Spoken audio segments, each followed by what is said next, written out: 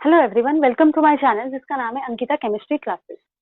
आज के इस क्लास में हम लोग देखेंगे लेक्चर नंबर जो भी होगा 12 या 13 उसे देखेंगे, जो कि आज लास्ट रहेगा इस टॉपिक का जिसका नाम है सॉलिड स्टेट। तो जैसे कि मैंने प्रीवियस वाले क्लासेस में आपको बताया था कि हमारा न्यूमेरिकल्स वाला पार्ट बाकी है, तो इस वाले क्लास में हम लोग न्यूमेरिकल्स को डिस्कस करेंगे। देखो, सारे न्यूमेरिकल्स तो डिस्कस करना पॉसिबल नहीं है, लेकिन ये न्यूमेरिकल्स को सॉल्व करने के बाद आई एम श्योर कि आप बाकी न्यूमेरिकल्स भी अच्छी तरीके से सॉल्व कर सकते हो। तो let's have a look to this numericals. ठीक है, जैसे कि अगर आप देखते हो ये न्यूमेरिकल्स को सॉल्व करने से पहले मैं आपको थोड़ा सा एक बेसिक बता देती हूँ जो हम लोगों ने प्रीवियस क्लासेस में पढ़ा है। ठीक है, तो वो बेसिक्स, वो फॉर्मूलेस को यूज करके आप इन न्यूमेरिकल्स को इजीली सॉल्व कर सकते हो। तो लेट्स सी। सबसे पहला फॉर्मूला मैंने आपको ये बताया था कि जो भी डेंसिटी होता है किसी भी यूनिट सेल का, उसका फॉर्मूला होता है Z into molecular mass upon Na into V. ठीक है, इसी को मैं ऐसे भी लिख सकती हूँ Z into molecular mass upon Na into volume, मतलब हो जाएगा ए क्यू। अब थोड़ा सा देख लेते, जो भी Z होता है, Z का मतलब बताया था number of atoms per unit cell, number of atoms per unit cell. ठीक है, ये mm का मतलब होता है मॉलिक्यूलर मास, और जो भी Na होता है मतलब ये एवोगाड्रो नंबर, और V मतलब होता है वॉल्यूम। ठीक है, और इस वॉल्यूम को मैं ए क्यूब के फॉर्म में भी लिख सकती हूँ। ठीक है, अब आपको अगर इस फॉर्मूले को याद रखना है तो आप एक तरीके से याद रख सकते हो, जो तरीका होता है जमना। अगर आपको जमना याद हो तो आप इस फॉर्मूले को भी याद रख सकते हो। तो कैसे, देखो, ये है ज, मतलब ज, तो ये हो गया ज। ठीक है, मॉलिक्यूलर मास को आप म से याद रख सकते हो, और ना मतलब n इंटू ए का क्यूब। ठीक है, तो जम, और नीचे में क्या है, ना, जम अपॉन ना। तो इस तरीके से आप इस फॉर्मूले को भी याद रख सकते हो। ठीक है, तो ये एक फॉर्मूला मैंने आपको बताया था। और ए मतलब क्या होता है, साइड ऑफ क्यूब या फिर एज लेंथ ऑफ क्यूब। अब दूसरा फॉर्मूला ये बताया था कि जो भी मेरे number of atoms per unit cell होते हैं, तो जैसे कि अगर सिंपल क्यूबिक आ जाए, ठीक है, तो सिंपल क्यूबिक के लिए number of atoms per unit cell होता है 1। अगर बॉडी सेंटर्ड आ जाए तो उसके लिए होता है 2। फेस सेंटर्ड हो जाए, ये सब डिस्कस हो गया है, लेकिन जस्ट हम लोग देख रहे हैं, तो 4 होता है। और फेस सेंटर का ही मतलब क्या होता है, सीसीपीवी। ठीक है, क्यूबिक क्लोज पैकिंग। और अगर एचसीपी आ जाए तो number of atoms per unit cell कितना बताया था, 6।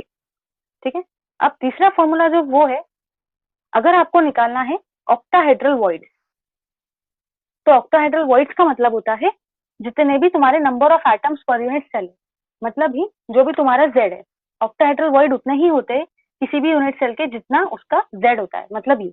ठीक है, और अगर आपको निकालना हो टेट्राहेड्रल वॉइड्स, तो उसका फॉर्मूला क्या होता है, ट्वाइस इंटू जेड, मतलब 2 से आपको जेड को मल्टीप्लाई करना है। ठीक है, तो ये जेड का वैल्यू होगा। तो ये जस्ट एक फॉर्मूले है रिकैप में। अगर आपको और भी कोई फॉर्मूले लगते हैं तो हम लोग न्यूमेरिकल से पहले उसको डिस्कस करेंगे। तो अब हम लोग उस न्यूमेरिकल को देख लेते हैं कि एक्चुअली वो क्या पूछ रहा है। अगर मैं इस न्यूमेरिकल को देखती हूँ तो सबसे पहले क्वेश्चन ये कहता है, और हाँ, ये सारे न्यूमेरिकल्स आपके बुक में दिए हुए हैं। ठीक है, तो सिर्फ आपको देखना है कि कैसे क्या किया है। Gold forms FCC unit cell. सबसे पहले जब भी एफसीसी यूनिट सेल आया, मतलब मुझे क्या समझ में आया कि यहाँ पे जो भी मेरा जेड का वैल्यू है, number of atoms per unit cell का वैल्यू कितना है, एफसीसी यूनिट सेल के लिए 4। ठीक है, एफसीसी के लिए कितना है, 4।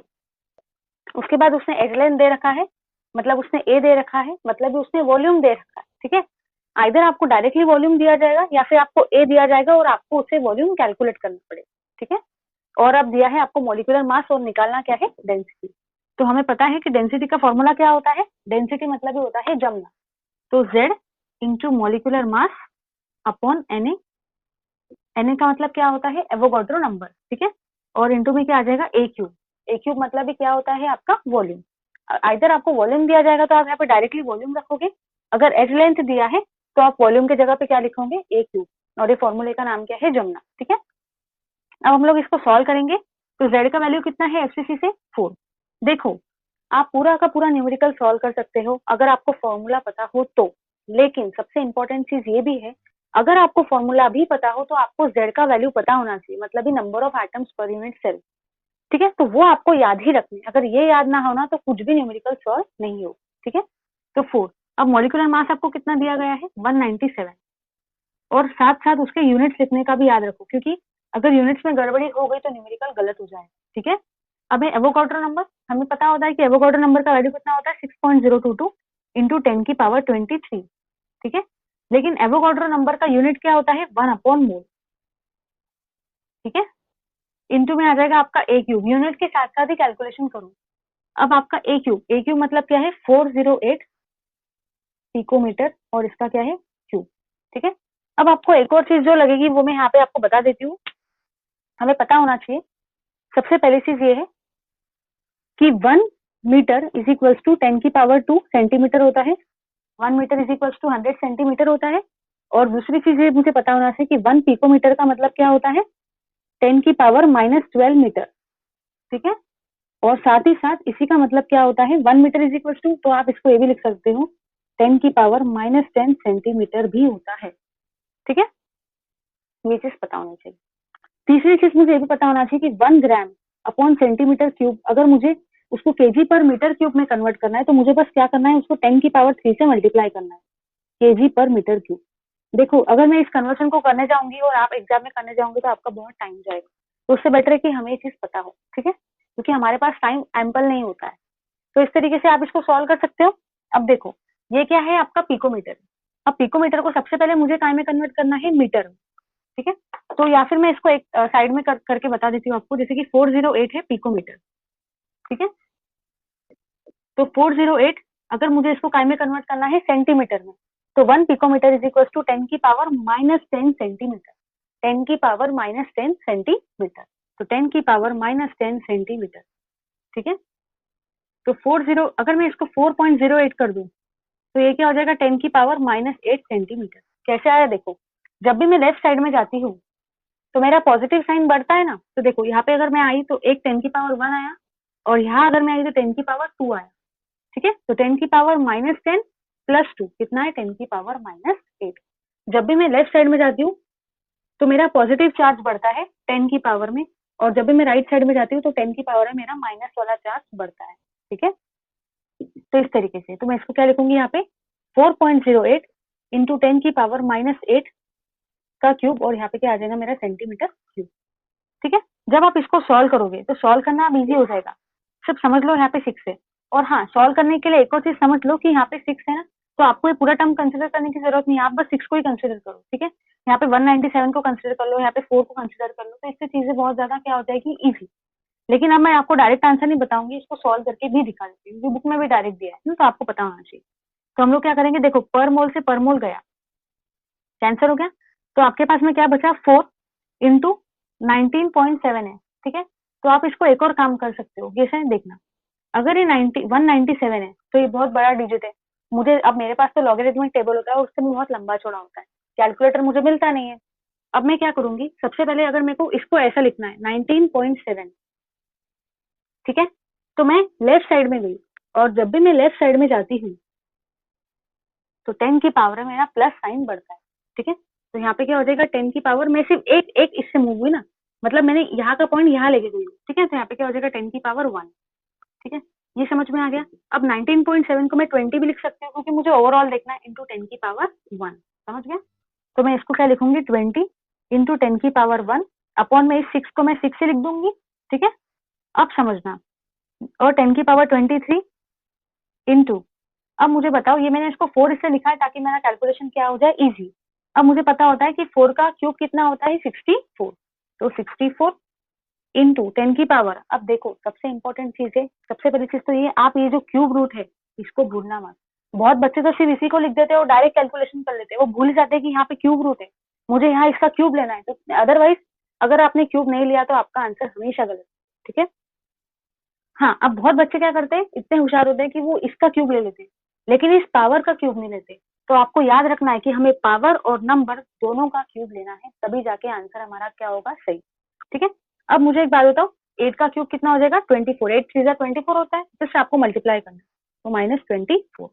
ठीक है, अब सुनो, अब क्या करेंगे ना हम लोग, अगर मैं इसको देखती हूँ तो 23 - 24 कितना हो गया 10 की पावर -1। ठीक है, तो 10 की पावर कितना आ रहा है -1, तो 4 इंटू 20 इंटू 10 की पावर 1 अपॉन 64 इंटू 6 का लेना।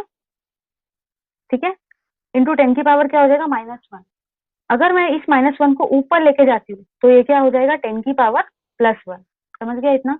अब आपको क्या करना है, जस्ट आप इसको सॉल्व कर सकते हो इजीली, जैसे कि काट लो, 2 2 जा 4, 2 3 जा 6।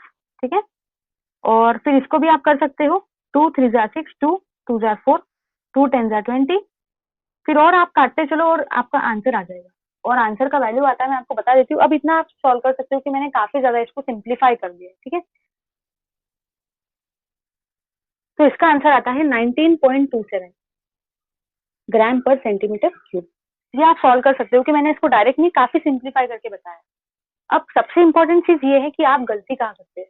देखो, अगर आपको ध्यान देना है कि आपको डेंसिटी पूछी काय में है, अगर उसने आपको डेंसिटी पूछा है ग्राम पर सेंटीमीटर क्यूब में, तो आपको ये आंसर रिपोर्ट करना है। लेकिन अगर आपको पूछा है कि डेंसिटी आपको ग्राम पर सेंटीमीटर में नहीं बल्कि केजी पर मीटर क्यूब में देने का है, तो आपको बस क्या करना है कि जो भी आपका वैल्यू आया है ग्राम पर सेंटीमीटर क्यूब का, मतलब 19.27, ठीक है, आपको क्या करना है, उसको मल्टीप्लाई करना है 10⁻³ से, तो वो काय में कन्वर्ट हो जाएगा केजी पर मीटर क्यूब।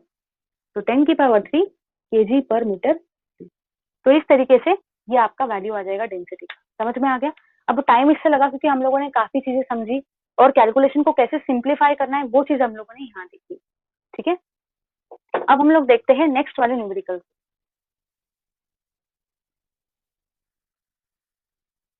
देखो, नेक्स्ट वाला न्यूमेरिकल क्या कहता है ना, अब ये जो फॉर्मूले, ये तो कैलकुलेशन वाला है और ये थोड़ा टाइम कंज्यूमिंग होता है। अब जो नेक्स्ट वाला न्यूमेरिकल है ना, ये हमेशा हमें फॉर्मूला निकालने के लिए कहते हैं, ठीक है। तो अगर ये फॉर्मूला निकालने वाले न्यूमेरिकल आ जाए, मतलब आप समझ जाओ कि आप मार्क्स भी एक तो पूरे मिल जाएंगे और आपका टाइम भी बच जाएगा, क्योंकि ये जो क्वेश्चन होते हैं काफी इजिली सॉल्व हो जाते हैं।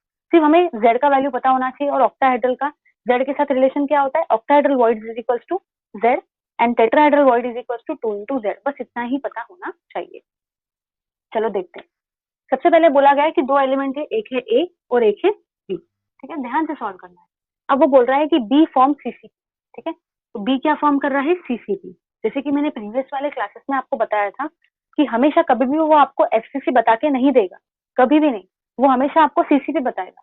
और आपको पता होना चाहिए कि सीसीपी का ही मतलब क्या होता है, एफसीसी, ठीक है। तो इसका मतलब यहाँ पे जेड का वैल्यू कितना हो गया है, 4। जेड का वैल्यू आया है 4, ठीक है। अब मुझे वो क्या बोल रहा है, ओके, बी एटम्स फॉर्म कर रहा है सीसीपी। अब वो बोल रहा है जो भी मेरे ए एटम्स है वो ऑक्युपाई कर रहा है 1/3 ऑफ टेट्राहेड्रल वॉइड, ठीक है। अब दिमाग में मेरे क्वेश्चन ये आता है कि टेट्राहेड्रल वॉइड में लाऊं कहाँ से, तो मुझे ये पता होता है कि जो भी मेरे टेट्राहेड्रल वॉइड होते हैं उसी का मतलब क्या होता है, 2 into जेड। जो भी मेरे टेट्राहेड्रल वॉइड होते हैं उसी का मतलब होता है 2 into जेड। अब मुझे पता होना चाहिए कि 2 into जेड, और जेड का वैल्यू कितना है यहाँ पे, 4। जेड का वैल्यू कितना है, 4। तो 2 4 द रेट, तो ये हुए मेरे टेट्राहेड्रल वॉइड, ठीक है। तो 1/3 इंटू में आ जाएगा 8, मतलब ये ऑलरेडी वैल्यू कितना आ रहा है, 8/3, ठीक है। अब हम लोग इसको सॉल्व करेंगे, ध्यान से देखना इधर थोड़ा सा। ये है ए, क्योंकि इसमें आपको कैलकुलेशन नहीं करना है, सिर्फ थोड़ा सा दिमाग का यूज करना है। और ये है बी, बी में वैल्यू कितना है, 4, ठीक है। और ए में वैल्यू कितना आ रहा है आपका, 8/3। अब इसको कैसे सॉल्व करना है ना, वो भी एक बार देखिए। सबसे पहली चीज आप क्या करोगे ना, इसको सॉल्व करने के लिए जो लोग नॉन मैथमेटिकल स्टूडेंट्स है वो एक बार देख लो, ये हो जाएगा 8, ठीक है। अब ये जो 3 है ना, इसको मैं इससे मल्टीप्लाई कर दूंगी, तो 3 4 जार कितना आया, 12। 3 4 जार कितना आया, 12। तो 8 ऐसा एज इट इज रखो और इसको इससे मल्टीप्लाई कर, क्योंकि मुझे तो इसको हटाना है ना। अब मुझे बताओ, मैं अगर 4 का टेबल बोलती हूँ तो ठीक है, 4 2 जार 8 हो जाएगा और 4 3 जार 12 हो जाएगा। तो इस तरीके से ये मेरा फॉर्मूला निकल गया। जस्ट मैंने क्या किया है, डिवाइड बाय 4। समझ गया ना। अब अगर मुझे एक बात बताओ, अगर आपको एग्जाम में पूछा जाए इसके जगह पे, अगर आपको एग्जाम में दिया जाए एचसीपी, तो एचसीपी अगर आ जाए तो आप क्या देखोगे, जेड का वैल्यू 6 ले लोगे और इस तरीके से उसको सॉल्व कर लोगे, ठीक है। अगर एग्जाम में आपको अगर ऐसा बोला जाए कि ए एटम ऑक्युपाई कर रहा है 1/3 of octahedral void, octahedral void, ध्यान देना यहाँ टेट्राहेड्रल बोला है या ऑक्टाहेड्रल बोला है।